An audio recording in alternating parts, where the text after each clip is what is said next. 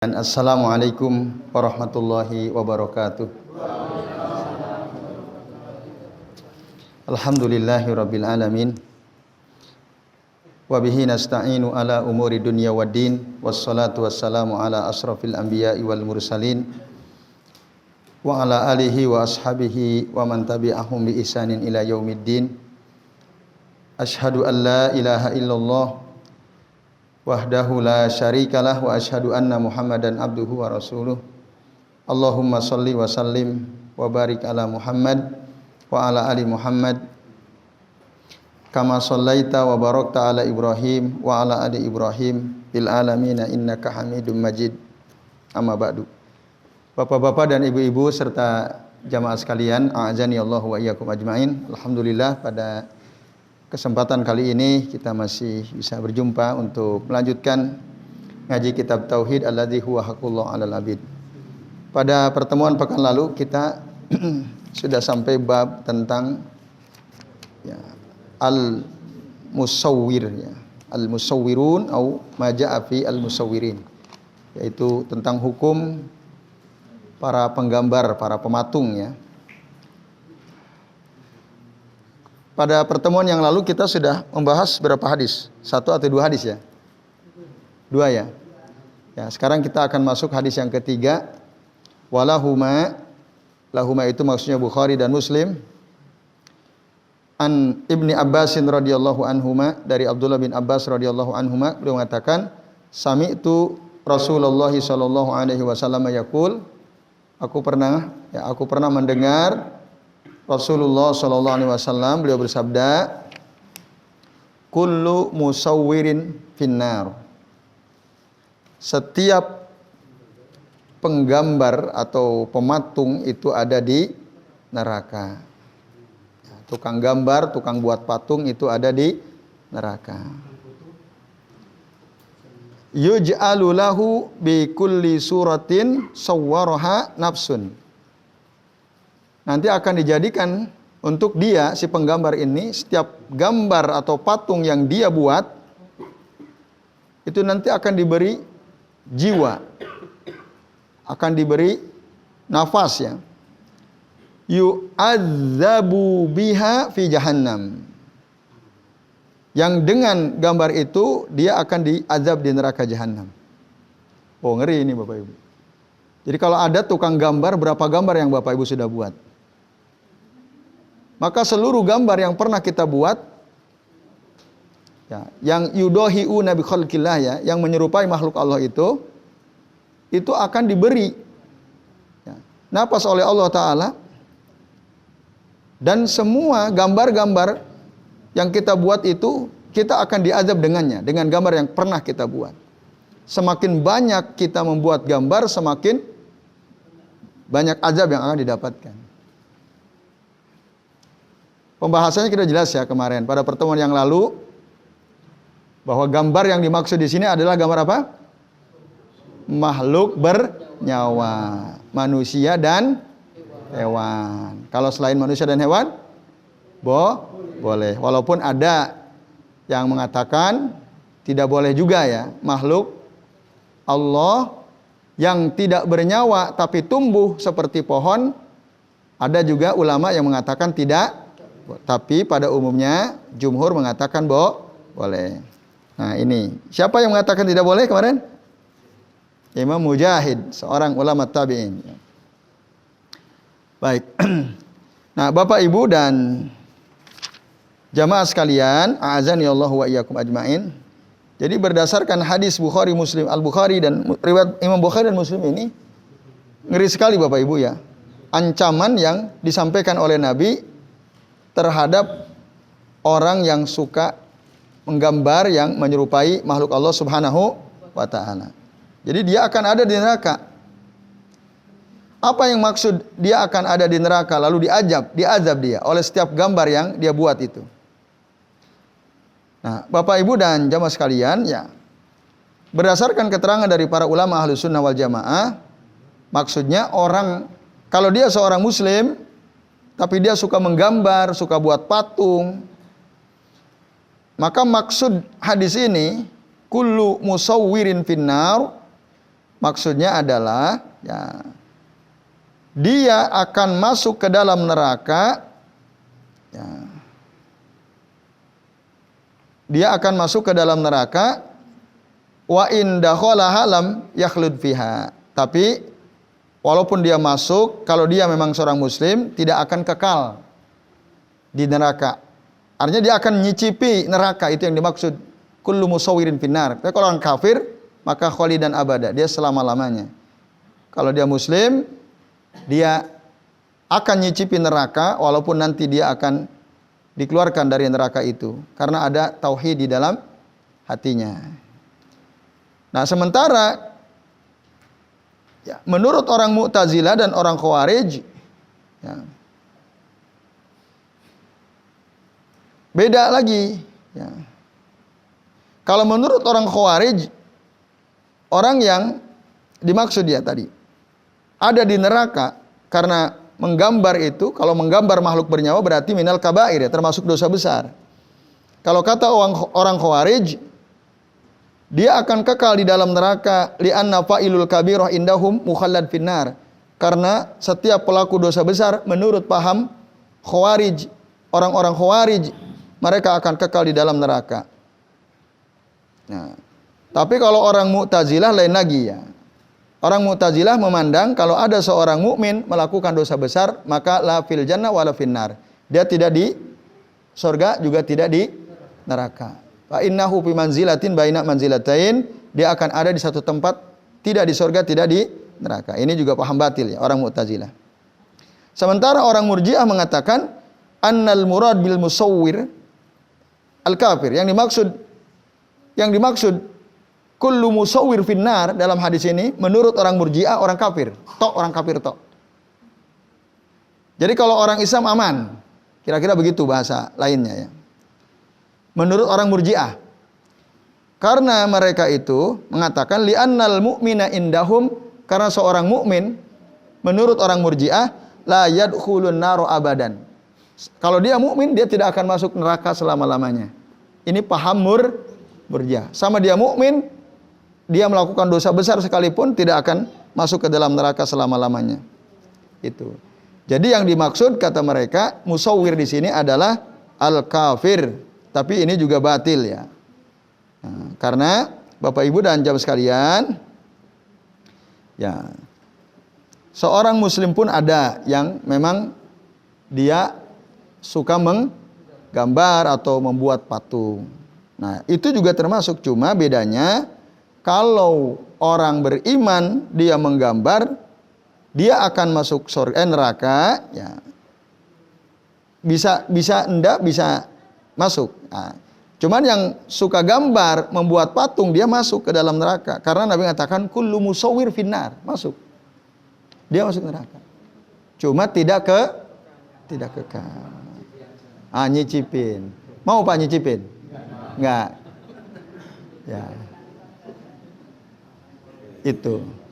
Nah, maka orang mukmin itu kalau menurut keterangan saya Shalih bin Fauzan hafizahullah taala ada dua ya. Ada muwahhid. Kullu mukmin muwahhid. Setiap mukmin muwahhid ya. Dia bertauhid. Tapi beda dengan muhakkikut tauhid. Ada muwahhid, ada muhakkikut tauhid. Beliau menarik juga ya penjelasannya. Ada muwahhid, ada muhakkikut tauhid. Kalau muwahhid itu orang yang bertauhid, dia percaya hanya Allah zat satu-satunya yang harus dan berhak disembah. Tapi kadang-kadang dia melakukan dosa besar, seperti menggambar.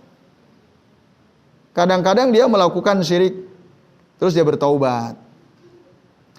Nah, maka setiap muwahhid itu pasti dijamin masuk surga. Tapi kemungkinan dia akan nyicipi dulu siksa api neraka, muwahhid. Nah, berdasarkan keterangan dari Nabi, coba lihat di hati dia ada enggak? Ya. Iman mislu dzarrah ya. Sebesar biji dzarrah ada. Kalau ada angkat dari neraka. Itu muwahhid. Setiap orang yang meyakini Allah itu satu-satunya zat yang berhak disembah, itu muwahhid. Tapi belum tentu dia menjadi muhaqqiqut tauhid. Muhaqqiqut tauhid itu levelnya di atas muwahhid. Kalau muhaqqiqut tauhid dia betul-betul bertauhid, betul-betul menjauhi segala macam bentuk kesyirikan, betul-betul menjauhi segala macam bid'ah, dijauhi betul. Nah, betul-betul berusaha untuk menahan dirinya dari berbuat dosa-dosa besar. Nah, maka orang seperti ini muhaqqiqut tauhid, mereka adalah orang-orang yang akan langsung masuk surga. Nah, tinggal antum mau jadi muwahhid atau mau jadi muhaqqiqut tauhid. Mau jadi mana? Mau muwahhid ada jaminan masuk surga. Mau? Ya. Muwahhid. Tadi kan udah jelas ya. Apa bedanya muwahhid dengan muhaqqiqut tauhid? Muhaqqiqu at-tauhid. Apa bedanya? Muwahhid itu masih kadang-kadang dia melakukan dosa besar, kadang-kadang dia melakukan kesyirikan. Ya mungkin seperti kita pada umumnya ya. Nah, kalau muhaqqiqut tauhid di atas itu. Jadi dia betul-betul mewujudkan tauhid, mengaktualisasikan tauhid dalam hidupnya. Nah, dia berusaha menjauhi seluruh bentuk kesyirikan, kecil maupun apalagi besar. Segala macam bid'ah dia tinggalkan. Segala macam dosa-dosa besar dia tinggalkan.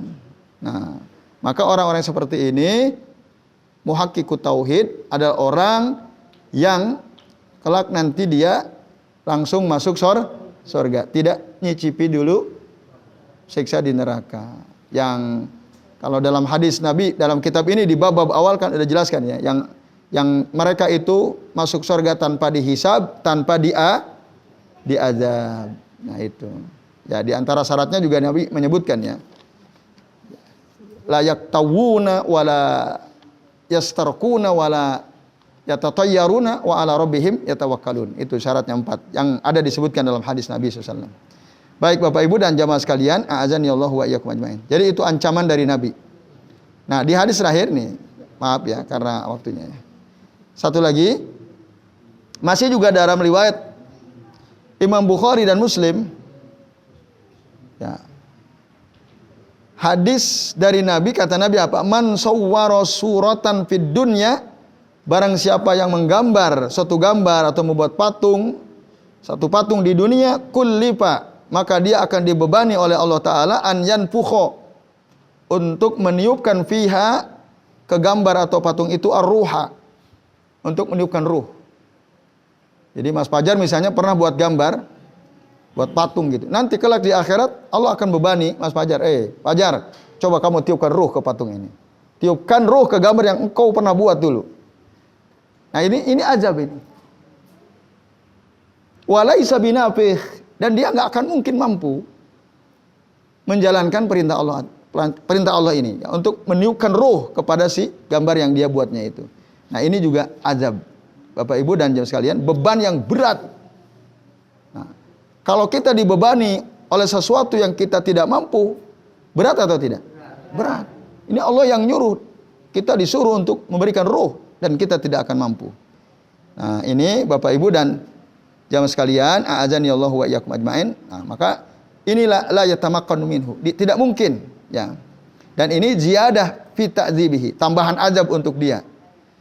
Wa udziba bihadzal adzab liyazuqa jazaa'a ma amila. Dia diazab dengan azab ini oleh Allah Ta'ala supaya merasakan balasan dari apa yang dia sudah lakukan itu, maka bertambahlah kerugiannya, bertambahlah penyesalannya.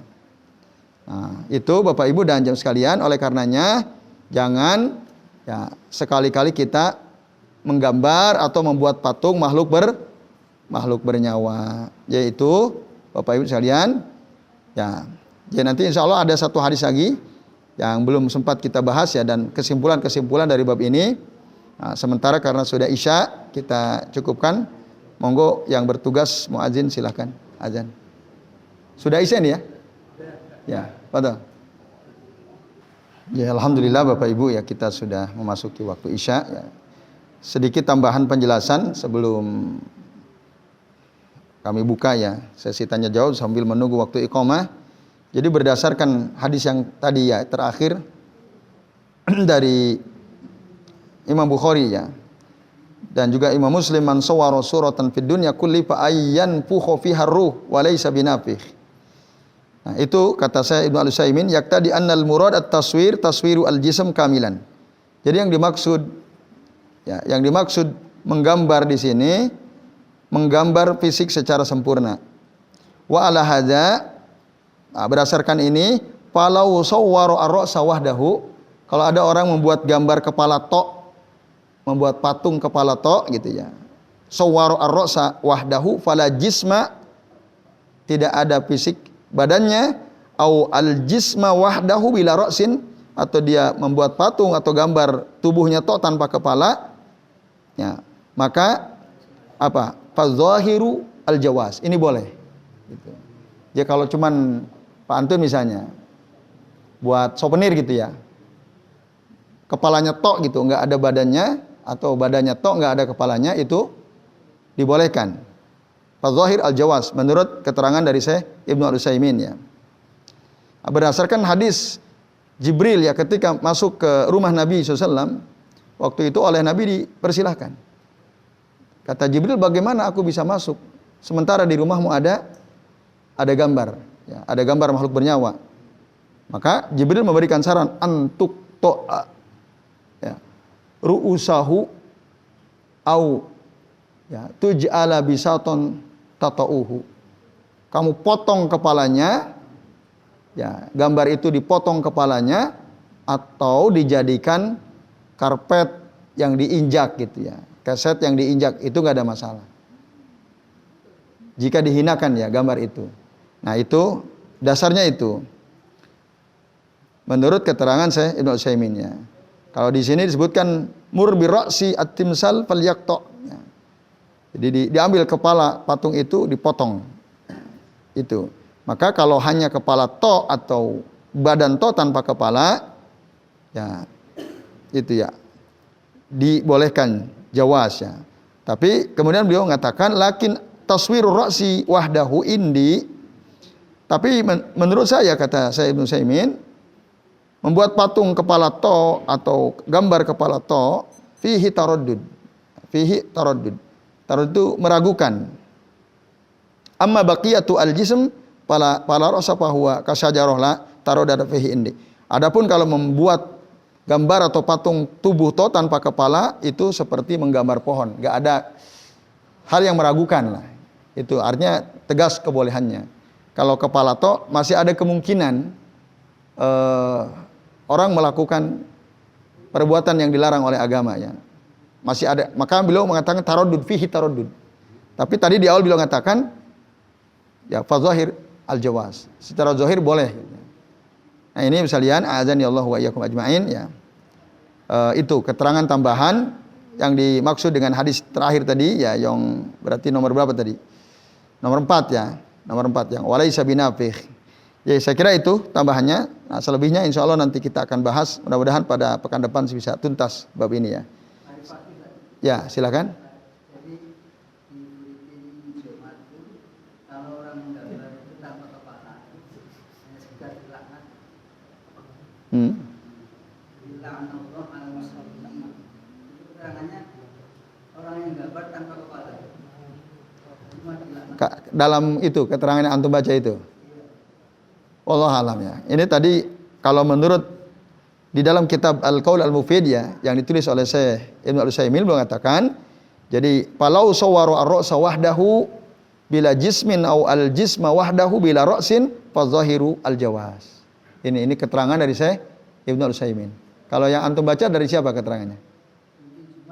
Buletin Jumat ya. Buletin Jumat. Ya. Tapi nggak tahu penulisnya siapa. Rujukannya siapa rujukannya? Nah, ya. Ya monggo antum ikut yang mana ya? Ya. Hadisnya nggak begitu. Dan apa yang tadi antum kutip juga yang kami tahu bukan Allah melaknat, tapi la'anan nabiyyu sallallahu alaihi wasallam al-musawwirin. Tadi kan antum menyebut Allah ya. Nah, itu hadis riwayat Imam Al-Bukhari dikatakan la'ana an-nabiyyu sallallahu alaihi wasallam al-musawwirin. Nabi melaknat orang-orang yang para penggambar itu. Yaitu Nabi yang melaknat. Nah, di situ enggak diterangkan yang yang dilaknat yang cuman gambar kepalanya toh gitu. Enggak, ya itu. Wallahu a'lam bishawab. Nah. Ya, tapi tadi kami sudah sampaikan di halaman 281 ya, saya Ibnu Al-Utsaimin mengatakan kalau gambar kepala to tanpa tubuh atau tubuh to tanpa kepala secara zahir boleh menurut beliau secara zahir. Walaupun kalau khusus kepala ada taraddud, ada keraguan ya. Tapi kalau khusus badan to tanpa kepala tidak ada keraguan, artinya betul-betul boleh gitu ya. Wallahu a'lam bishawab. Nah. Masih ada Bapak Ibu? Ya, 1 2. Ya, Mas Fajar dulu silakan. Mengklarifikasi ya, desain terakhir ya, Pak. Ya. Di terjemahan itu kan hadisnya marfu. Ya. Itu yang ancamannya apa tadi? Yang mana? Yang walaisa binafi itu. Man suarus Suratan fid dunya ifa an yanfukha yang kau dia Hmm. walaisa binafi. Nah. Pertanyaannya apa? itu kan dia kan hadisnya marfu. Ah. Marfunya itu ancamannya apa tadi? Yang disebut marfu, maksudnya antum klarifikasi yang dimaksud marfu. Marfu itu maksudnya hadisnya sampai ke Nabi. Jadi lawan kata marfu itu mauquf. Kalau mauquf berarti hanya sampai level sahabat. Kalau marfu berarti emang ini dari Nabi gitu. Yaitu sahih hadisnya. Sahih hadisnya. Kan jelas di situ ada nggak keterangan? Kalau di kitab aslinya ada keterangan bahwa ini hadis Imam Bukhari dan Muslim. Ya, muttafaqun alaih. Nah, jadi monggo Bu.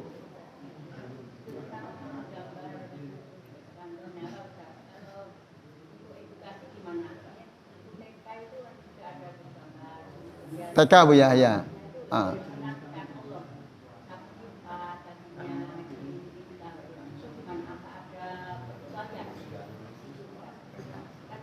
Di TK ada kegiatan menggambar. Ya, kadang-kadang menggambar manusia gitu Bu ya. Kambing, gajah dan lain-lain. Nah, Bapak Ibu dan sekalian, ada pengecualian enggak gitu ya? Jawabannya tidak ada, Bu. Maka TK, para penyelenggara TK yang sudah tahu hadis-hadis ini, mereka anak kami misalnya ya, di sekolah di TK di dekat sana di kampung kami itu nggak pernah disuruh gambar makhluk bernyawa. Paling pohon, bola kayak gitu, mobil, sepeda.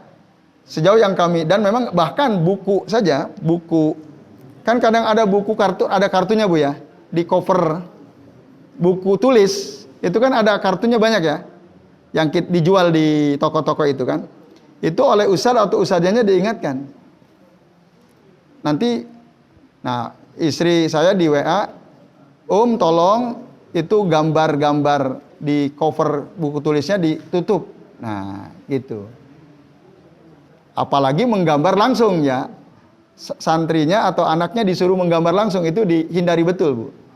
Karena ini tak terkecuali baik bagi anak-anak, orang dewasa, larangannya berlaku gitu. Maka kalau ada di antara Bapak Ibu pengelola TK, itu kalau bisa hindari anak diajari menggambar makhluk bernyawa, termasuk mewarnai. Bisa nggak? Menghindari gambar-gambar makhluk bernyawa, bisa atau tidak? Bisa banget, bisa banget. Hah? Iya, pokoknya yang menyerupai makhluk bernyawa. Gurunya banyak yang tidak tahu tentang agama yang sebenarnya. Kan banyak sekali yang seperti itu guru-guru. Gurunya kenapa? Tidak pakai dan suatu agama yang benar. Tidak tahu, belum tahu. Ya, betul. Iya, maksudnya apa, Pak?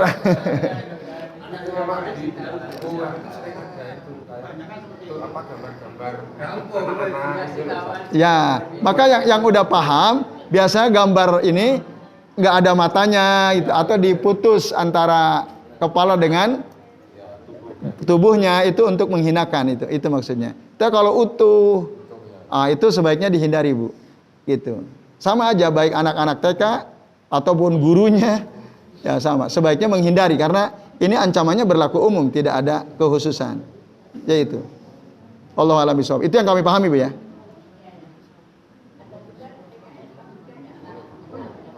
Apa Bu? Ya. Karena apa? Banyak nggak guru-guru baik di TK Islam maupun TK umum yang belum belajar tauhid, banyak nggak?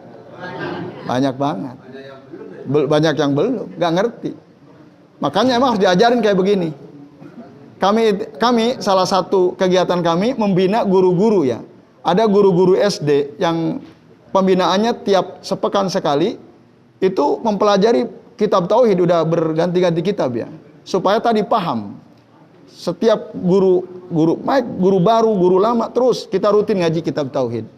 Yaitu supaya tadi tidak lagi ada perbedaan pendapat bahwa yang secara syariat nggak boleh tinggalkan gitu. Yaitu Bu, memang perlu ada pembinaan guru-guru itu. Kan mereka mungkin udah capek mau ngaji ke sini, misalnya, udah lelah di sekolah kan, sehingga pengetahuannya itu nggak nambah kan. Nah akhirnya sesuatu yang sebenarnya oleh syariat tidak boleh, dia nggak tahu, jadi tetap jalan itu. Yaitu itu salah satu problemnya ya, karena mungkin mereka belum tahu, walaupun ngajar di TK Islam. Tapi yang sudah tahu, mereka betul-betul menghindari. Yaitu Bu, wallahu a'lam bishawab. Bu Salami ya? Ya. Pak Sugeng? Enggak.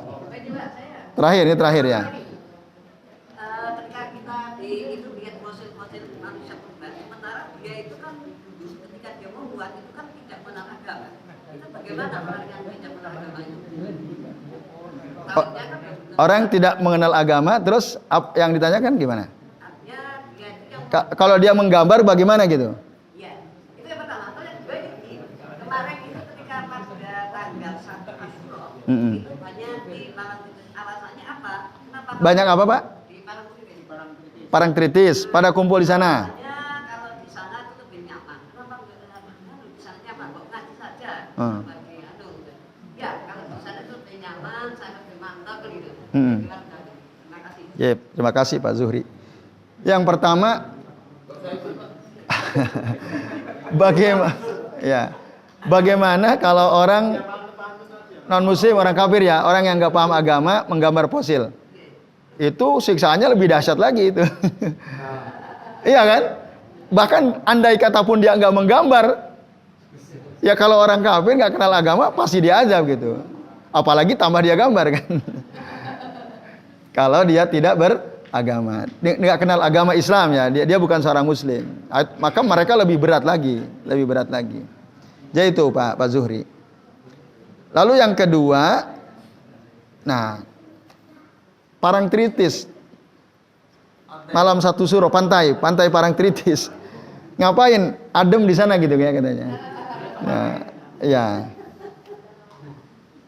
Boro-boro, apalagi kesananya sama wanita yang bukan mahram, pacaran. Oh itu parah itu, nah, bahaya itu.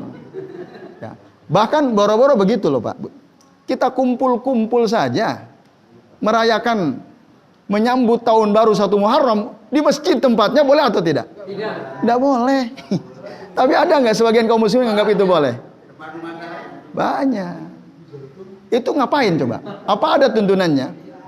Nggak ada. Kita itu melakukan tasyabbuh bil kufar, menyerupai orang kafir merayakan tahun baru Masehi. Kita jangan, kapan kita rayakan 1 Hijriah, tahun baru Hijriah. Masya Allah ya Rabb. Itu silakan baca tuh ya, dalam kitab Ibnu Rajab Lataiful Ma'arif ya. Itu sama aja, nggak boleh gitu. Jadi Bu Sri, mana Bu Sri ya? Bu Sri Budiati ya? Ada Bu Sri? Ada Bu Sri? Nggak hadir ya. Nah, beliau sempat WA kami itu ya. Ya sama, nggak boleh ya. Tapi ada ya masjid-masjid yang ketika menyambut tahun baru Muharram ada acara, ada. Itu ngapain ngadain acara? Ya, nggak perlu. Apa Pak? Belum tahu ilmunya. Iya, dianggap itu sesuatu yang baik gitu ya, untuk tandingan. Jadi tak tahu tapi takut. Nah, itu bisa jadi ini nanti jadi tradisi, subhan. Yeah. Walaupun katanya alasannya, pernah kami tanya, kenapa ngadain band ora jalan-jalan kemana-mana? Gitu, itu alasannya. Nah, lah kalau orang mau jalan-jalan, walaupun ada acara, tetap aja jalan-jalan kan? Apa bisa dipaksakan? Enggak.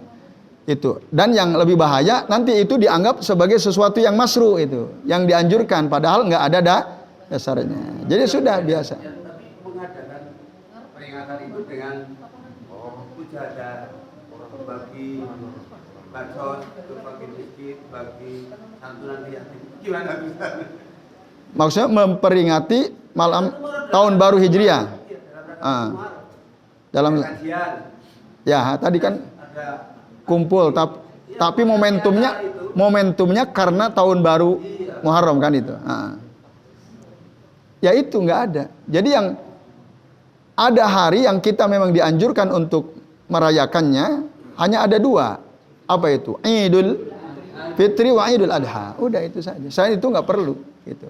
Nah ada hadis-hadis tentang menyantuni anak yatim di bulan Muharram dan seterusnya. Nah, Allah alam ya itu perlu diteliti lagi tentang hadis-hadisnya. Apakah itu hadis yang sahih atau tidak. Tapi poinnya ini. Jadi nggak perlu merayakan menyambut tahun baru Hijriah itu nggak perlu. Apapun acaranya. Nggak perlu. Karena sesungguhnya kita sedang melakukan tasyabbuh gitu. Nah kalau mau nyantuni anak yatim andai kata itu alasannya. Yang udah biasa aja. Ya, gitu. Tapi tadi poin penting yang ingin kami tegaskan adalah tidak perlu mengadakan acara peringatan menyambut tahun baru Hijriah itu tidak perlu gitu. Karena sejatinya itu sama dengan orang-orang kafir menyambut tahun baru Masehi. Dulu kan Rasul waktu datang ke Madinah, itu orang-orang Madinah itu ngadain acara. Ada yang disebut hari Nairus, hari Mihrojan. Nairus itu hari pergantian tahun. Nah, Mihrojan itu hari pergantian musim. Nah, kata Rasulullah, qad abdalalakum bi khairin minhuma. Allah sudah mengganti untuk kalian dengan sesuatu yang lebih baik daripada itu, daripada Nairus dan Mihrojan, yaitu apa? Idul Fitri wa Idul Adha. Itu tahun baru dulu, sejak dulu udah ada diperingati. Nah, maka tadi ngerayain masuk tahun baru itu berarti sama aja kita seperti orang-orang jahiliyah dulu di Madinah kan sama. Dan itu dilarang ya, kata Nabi, Allah sudah ganti dengan yang lebih baik. Ya, yaitu Idul Fitri dan Idul Adha. Wallahu a'lam bishawab. Apalagi di parang tritis itu ya. Itu lebih kacau lagi itu ya. Dengan macam-macam itu ya. Jadi itu Pak Zuhri ya. Maka kalau putra jenengan ada seperti itu nasihati, enggak perlu gitu. Jadi biasa saja. Jadi baik, saya kira ini Bapak Ibu sementara aja. Mudah-mudahan bermanfaat. Mohon maaf apabila yang kami sampaikan ada kesalahan dan kekeliruan. Mari kita akhiri dengan baca doa kafaratul majlis. Subhanakallahumma wa bihamdika asyhadu an la ilaha illa anta astaghfiruka wa atubu ilaik. Wa sallallahu ala Muhammadin wa ala alihi wa sahbihi wa baraka wa sallama alaihim ajmain. Billahi taufiq wal hidayah. Wassalamualaikum warahmatullahi wabarakatuh.